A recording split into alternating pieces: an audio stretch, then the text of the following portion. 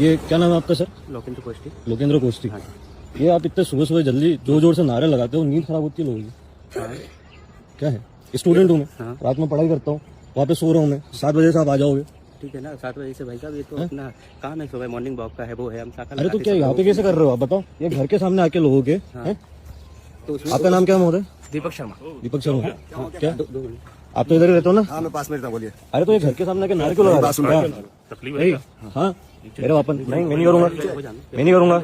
हाँ मैं नहीं करूँगा। तब कोविड का टाइम था और मेरा फाइनल वाइवा था मास्टर्स का, और मैं अपनी टर्न की वेट कर रहा था और मेरी टर्न आने वाली थी। तभी पड़ोस में एक कीर्तन स्टार्ट हो जाता है, ठीक है, स्पीकर लगाते हैं, बहुत ज़ोर से आवाज़ आ रही होती है उसकी। तो उसमें मेरे लिए पॉसिबल ही नहीं था अपना वाइवा देना, और घर पे उस टाइम पे कोई व्हीकल भी प्रेजेंट नहीं था।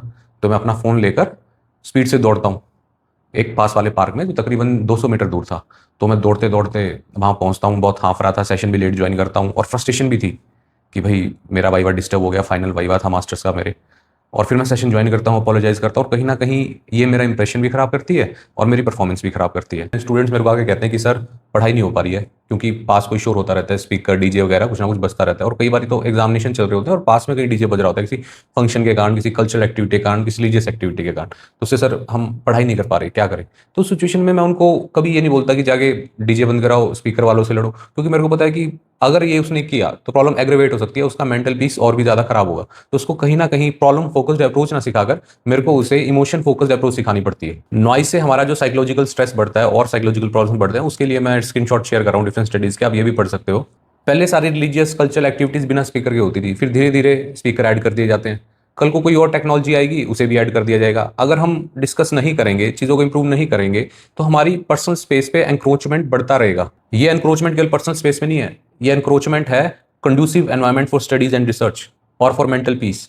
अगर हमने चाइना से, यूएसए से compete करना है, तो हमें एक अच्छा एनवायरनमेंट तो देना पड़ेगा ना स्टूडेंट्स को, कि वो और अच्छी टेक्नोलॉजी डेवलप करें, हम दूसरी कंट्रीज को काउंटर कर पाए।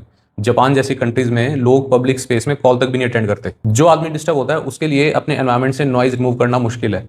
हालांकि दूसरी एक्टिविटीज है, कल्चरल एक्टिविटीज है या वर्शिपिंग है, that can be done in silence. एक कमाल की बात मेरे को ये लगती है कि किसी के पास भी स्ट्रॉन्ग एक्सप्लेनेशन या रीजनिंग नहीं है कि भाई इस तरीके से शोर शराबा करके दूसरों को डिस्टर्ब करके क्या एडिशनल या बड़ा बेनिफिट हो सकता है। एक ही एक्सप्लेनेशन आती है कि दूसरे रिलीजन वाले भी तो कर रहे हैं, उसके ऊपर नहीं ऑब्जेक्ट करते आप। देखो ये वीडियो सभी के लिए, सभी रिलीजन के लिए, हिंदू, मुस्लिम, सिख, क्रिश्चियन, हर किसी के लिए। और सबसे बेस्ट तरीका ये होगा कि चेंज आए इंट्रोस्पेक्शन से, क्योंकि सुप्रीम कोर्ट की तो जजमेंट्स ऑलरेडी इतनी सारी आ चुकी हैं इस तरीके के शोर शराबे के अगेंस्ट।